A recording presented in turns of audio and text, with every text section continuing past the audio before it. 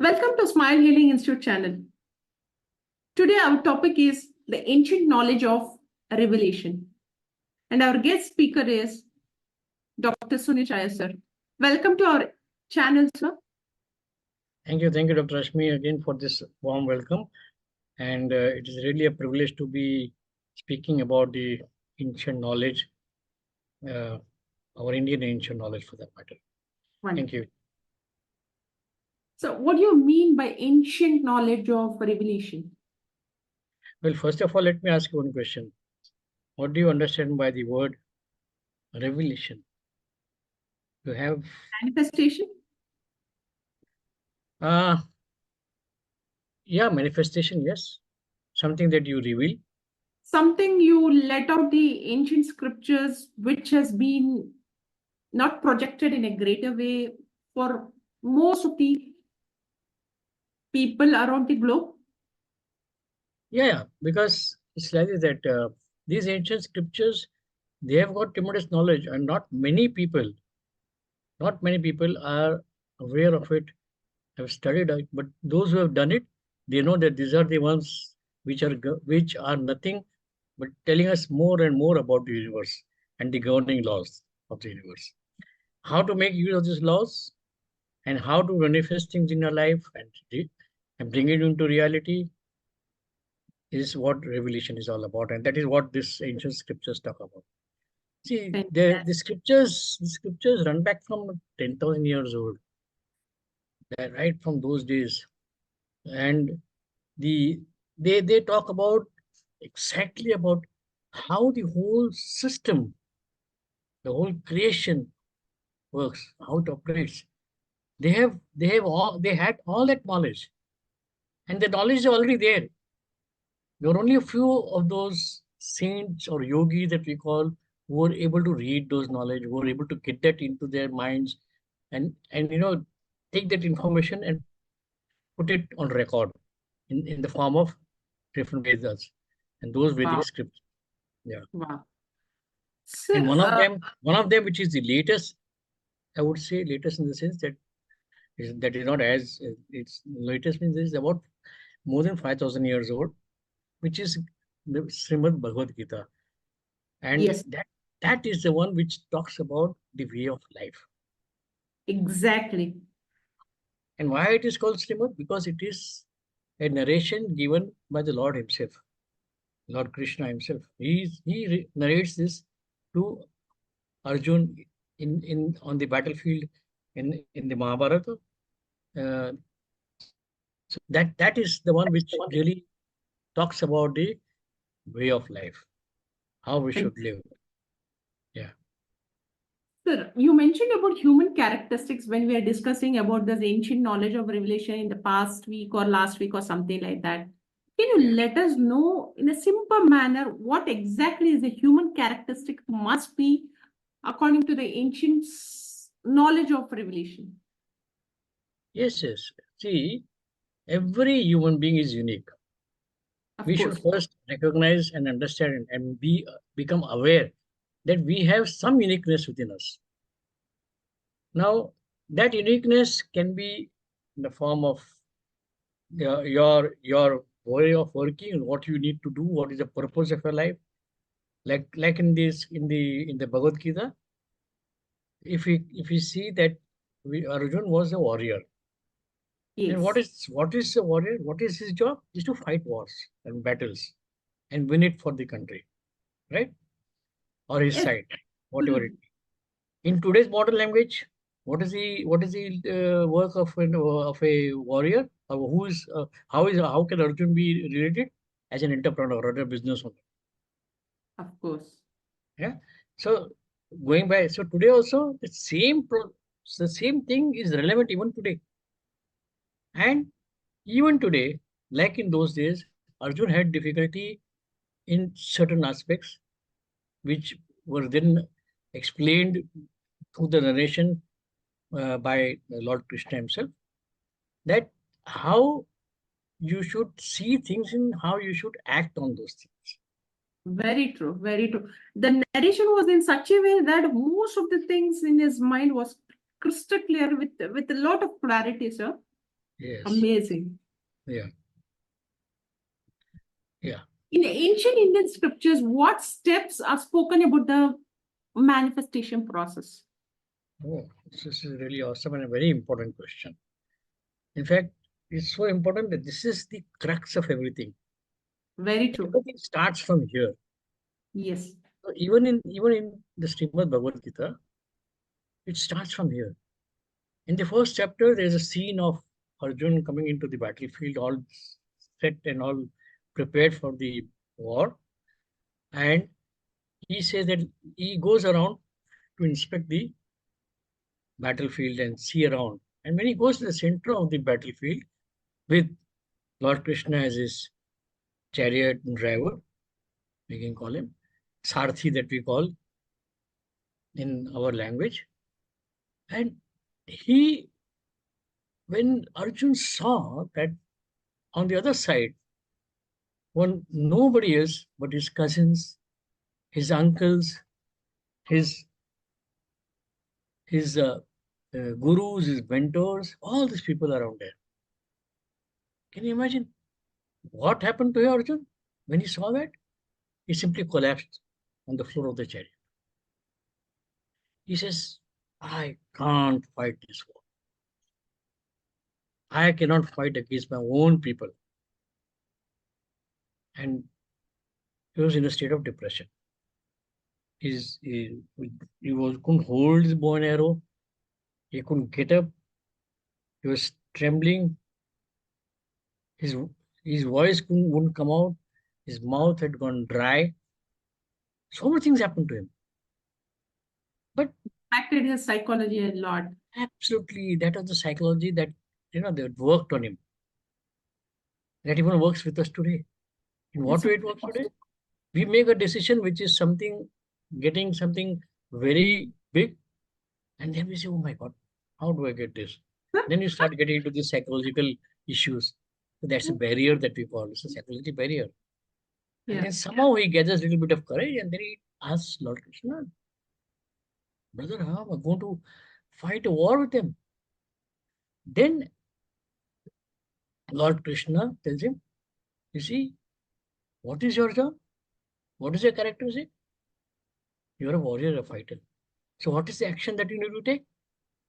Fight the war. Fight the war. That is the action. Rest all will be taken care of me. That means you make the decision and go ahead with it. Rest all that power, that huge power that is there around you will take care of you. That is what Krishna meant. Lord Krishna meant. That. So you mean to say, what is the action related to this age-old science of Indian scripture speaks about? So yeah, so it's as I said that Arjun was meant to fight the battle and Well, come out a winner. Come out a winner. That is what he was supposed to do is, and that also fight for the benefit of humanity. yes, that's the most important thing which we have to pick up. It was not Yes, only for self-growth or self-elevation or something like that, it is for the humanity. That's a very important point which we have to pick up. correct. Because unless you are not helping humanity to grow, you cannot grow yourself. So, Absolutely. yeah, if you're Fantastic. fighting for humanity, everybody is there to help you out. Very true. The powers work for you Yes. and work for that betterment. Yes. Yeah. What is the common between human beings and the Ayurveda and Vastu Shastra? Uh-huh. So one thing I would like to add to this question was many people have a myths about Vastu Shastra. Ayurveda is a very slow process, fast process. So many misconceptions are there. So many myths are there. In a simple manner, what is the common between these three? Yeah. So first of all, there are what you spoke about the common thing between human beings, between Ayurveda and Vastu Shastra. Yes. Now, all these three things, they have only three things which are common. Common in the sense they have three characteristics Okay. to work on. As far as human beings are concerned, is a sattvic person, or a rajas person, or a tamas person. So these are Right. the three characteristics of the human being. It is whether he is a fighter, whether he is a saint or a global, rather uh, priest or a yogi, whether he is a leader, or whether he's a type of a, the fighter which I spoke earlier, whether he's a fighter, whether he really is an aggressive person who would like to do things in the way he wants to do, but again for benefit of all others. So these are the three characteristics of three types of human beings. In Ayurveda, what happens to maintain a healthy body? See, God has given everything to us. Everything is Very. there. It's a gift to, it's a gift from the divine consciousness that we have got a wonderful human body with so Yes, many yes, beautiful creation by divine yes. consciousness. Can't explain it. Correct. Unexplainable. Absolutely, absolutely. And these three things which are there are Kaph, Pith, and Vat. Yes. So these three are the elements which have to work uh, in the body and balanced in the body to maintain a healthy body. So, Pith is nothing but the uh, fire element or the Agni element along with the uh, your Vayu. That is Pith. So all the five elements of the, because human being is made, every particle of the universe is made out of five elements, Okay. right?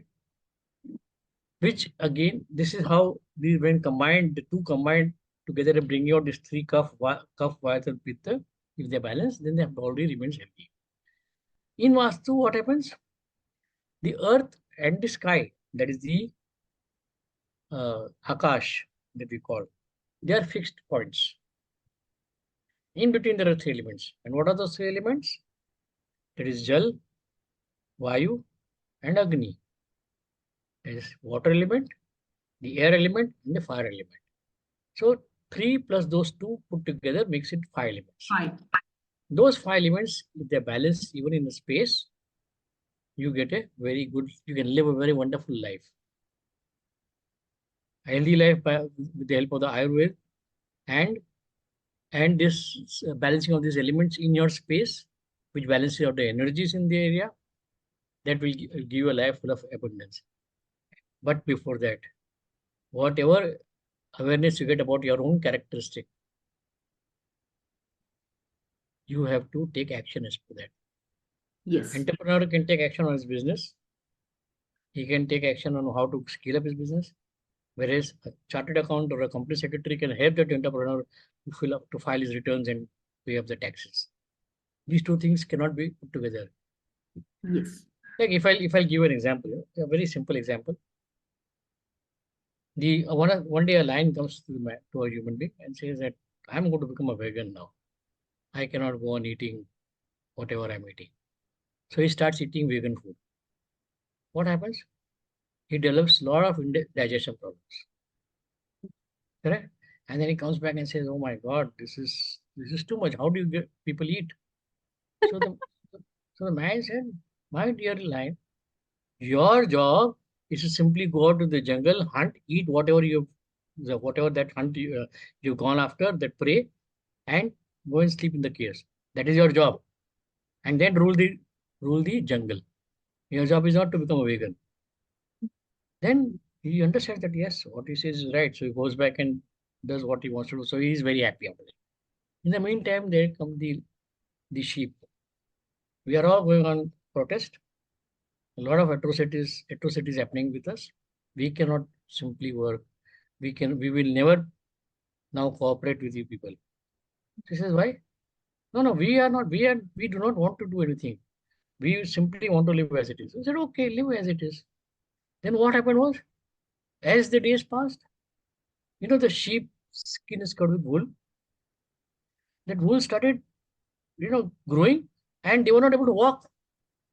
So they came back tired, walking in that little, those few distance from the man to where they were living.